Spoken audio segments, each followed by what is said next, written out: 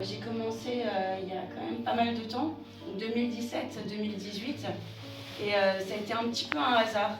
Je ne sais pas pour quelle raison, mais ça m'a parlé, et je me suis dit, ah tiens, je vais reprendre une carte de tarot. C'est-à-dire que chaque sujet, on va l'explorer, on va le prendre, on va l'épuiser, on va le torturer, on va l'abîmer, on va le renverser. Et avec le tarot, c'est vraiment ce que j'ai fait. J'ai pas mal d'autres sujets que j'épuise comme ça.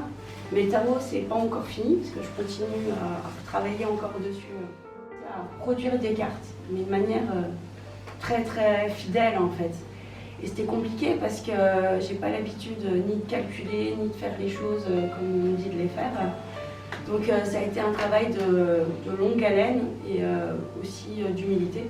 Parce que reproduire des choses de manière exacte, c'est faire beaucoup d'erreurs aussi.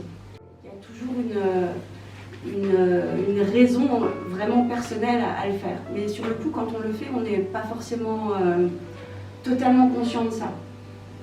Et le jeu de tarot, ça s'y approprie vraiment beaucoup. Alors je développerai, parce que j'ai fait aussi quelques recherches historiques là-dessus, et chaque carte avait tellement de symbolique mystérieuse que finalement, même moi, alors que j'ai beaucoup travaillé, ça reste encore mystérieux. Un travail qui est très lent et très très répétitif. Donc ça fait que finalement, quand on se retrouve à créer, on est encore plus imprégné par l'œuvre. Et ça permet finalement d'être totalement dans l'œuvre qu'on crée. Et donc là, j'ai quelques exemples. Donc ouais, une œuvre, c'est des dizaines et des dizaines d'heures de travail. Donc, comme je vous dis que j'en ai 22, plus encore toutes les arcanes, les 50 d'œuvres, c'est vraiment un travail totalement immersif en fait.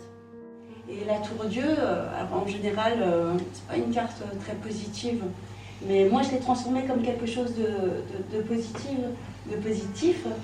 Et à ce moment-là, j'avais cette idée que c'était sortir de l'enfermement pour l'ouverture vers le monde, c'est-à-dire la destruction de quelque chose de fermé pour la liberté finalement. Et je l'ai terminé le jour de l'annonce du confinement. Une augure, une vérité. Le temps est à l'orage, où rien ne semble pouvoir se reposer.